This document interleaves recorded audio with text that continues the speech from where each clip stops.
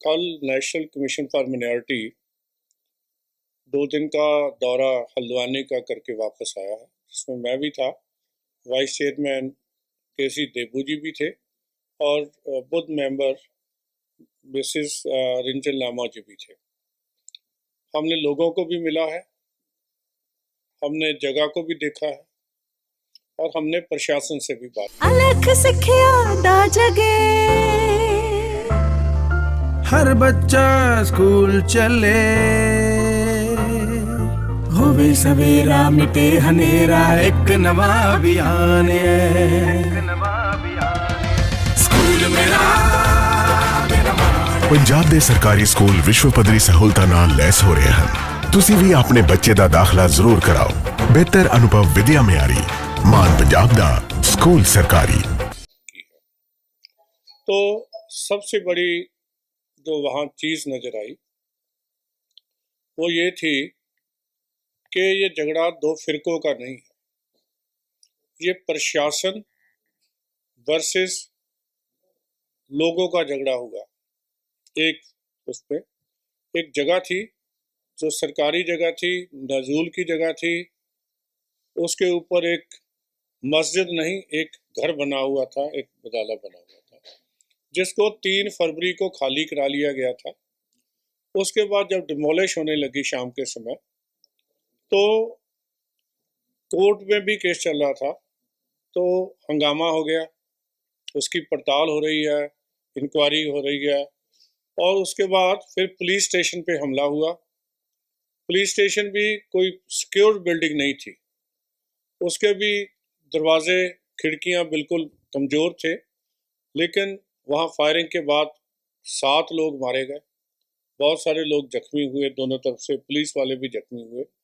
तो हमारा देखने का ये था, it was not between Muslim and the other community, it was with the Muslims and that too few people, not all, and the administration.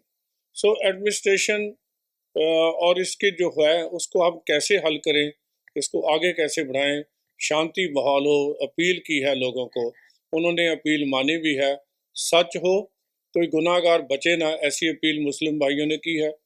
ऐसी appeal ही administration की तरफ से थी कि बेगुनाह कोई तंग ना किया जाए, उसको पकड़ा ना जाए। और लंबी बैठक उनसे कल हुई, तो उसमें अंतिम फैसला यही निकला। नहीं, वो हमने एडमिनिस्ट्रेशन को वहाँ सुचेत किया है कि किसी बेगुनाह को तंग ना किया जाए और वहाँ सीनियर अफसर लगा के इलाके में अमन शांति की जाए। और दूसरा जो लोकल कमेटीज़ हैं, लोकल लोगों की कमेटी हैं, पीस कमेटी, उनसे बैठ के लोगों में कराया जाए, क्योंकि हल्द्वानी का सबसे बड़ा जो हमें पता चला, वहाँ मुसलमानों की बात हिंदू करते हैं, इतिहास है वहाँ का गंगा जमनी, और हिंदुओं की बात मुसलमान करते हैं। तो हमने कहा ऐसे ही लोग जो वहाँ बैठे थे इकट्ठे हो और फिर वहाँ वही गंगा जमनी तहजीब उसके ऊपर आगे बढ़ा जाए, इसके लिए वहाँ काम हो रहा है। अगर ज़रूरत पड़ी, कमीशन ने अभी इंक्वायरी शुरू की है, ख़त्म नहीं की, अब अपनी रिपोर्ट तैयार होगी और कोशिश करेंगे सच के नज़दीक रख के इस पे कार्रवाई की जाए। मेहरौली का जो आपने दौरा किया, वो क्या पाया दौरे के अंदर, क्या लगता है वहाँ पर किस तरह से देखो, मेहरौली में जो इशू बना था वो ये था, एक स्ट्रक्चर 2 गिराए गए।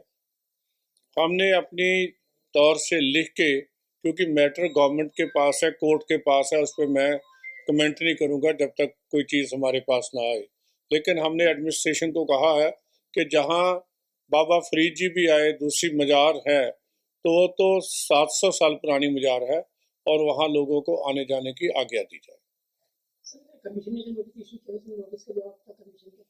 नहीं, हमने डीओ लिखा था, अर्ध सरकारी पत्र गवर्नर साहब को, तो मैं अभी देखा नहीं। जवाब तो ये है कि उनको कार्रवाई करनी होती है, वहाँ से नीचे चली गई होगी और हम देखते हैं कि उस पर अमल हो जाए। 25 तारीख को शब बरात का त्योहार होता है मुस्लिम, इसके लिए उसको देखते हुए लोग मैं दोबारा मैं अभी देखता हूँ, क्योंकि जब आपने मुझे वो भेजा था लिख के, तो उस समय मैं हल्द्वानी के लिए जा रहा था रास्ते में, तो तो आज आप मैं आया हूँ दफ्तर में, तो आज मैं वो भी करवा के देता हूँ। रास्ता खुल जाए तो लोगों को आसानी होगी। बिल्कुल होगा, बिल्कुल होगा। रास्ता क्यों नहीं, रास्ता बंद नहीं होगा, रास्ता बंद ना होना चाहिए। जी धन्यवाद आपका। हाँ जी, नहीं आज मुद्दा नहीं था। आज बहुत सारे सिख विद्वान लोग सिख समाज से वो आए थे, सिख समस्याओं के बारे में उनसे चर्चा हुई। उन्होंने सभी लोगों ने एक मत कहा कि हम भारत के जिम्मेवार शहरी हैं। हम भारत किसी भी ऐसे व्यक्ति के साथ नहीं है जो रेफरेंडम की बात करे, जो खालिस्तान की बात करे। हम प्रधानमंत्री जी के सिख धर्म के लिए किए गए कामों की सराहना करते हैं, प्रेरणा करते हैं, और जितनी हर समस्या समय समय पे होती रहती है तो आप उसमें और जो कौम के लिए वो कर रहे हैं, कुछ और चीज़ें उन्होंने बताई कि ये ऐसा भी होना चाहिए, वो सारी चीज़ें प्रधानमंत्री जी के ध्यान में लाई जाएंगी, क्योंकि प्रधानमंत्री जी को इन्होंने प्रशंसा की है।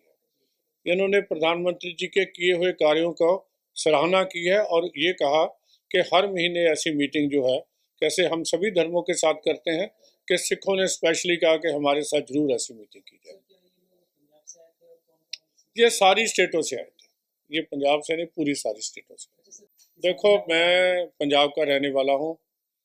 आपके माध्यम से मैंने अपील भी की थी कि पंजाब को आग मत लगाओ।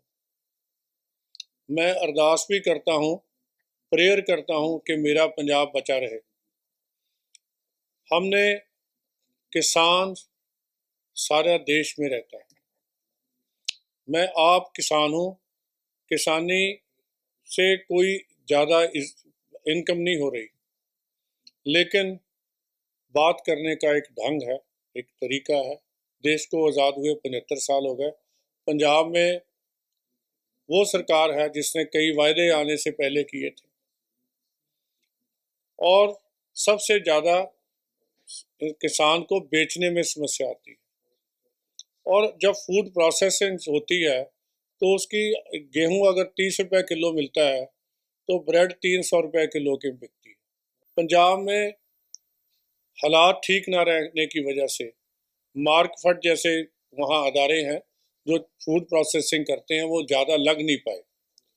जो और भी लोग वहाँ पूंजी निवेश नहीं करना चाहते, इसलिए क्योंकि वहाँ लॉ एंड ऑर्डर की सिचुएशन ठीक नहीं है।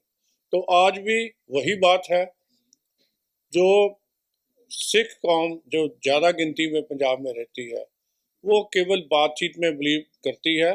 सो गुरु साहब तो कहते हैं जो हमें बैठ के एक दूसरे से बात करनी चाहिए, और जब बात करेंगे तो हर समस्या का हल निकलना चाहिए।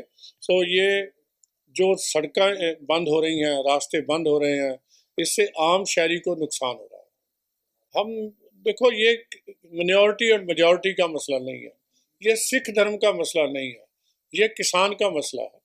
और हम तो अपील करते हैं किसान भाइयों को, एक किसान होने के नाते, कि आओ यहाँ कारखाने लगाएं, यहाँ इंडस्ट्री डेवलप करें, यहाँ इजराइल पैटर्न पे खेती करें, यहाँ दूसरा करें।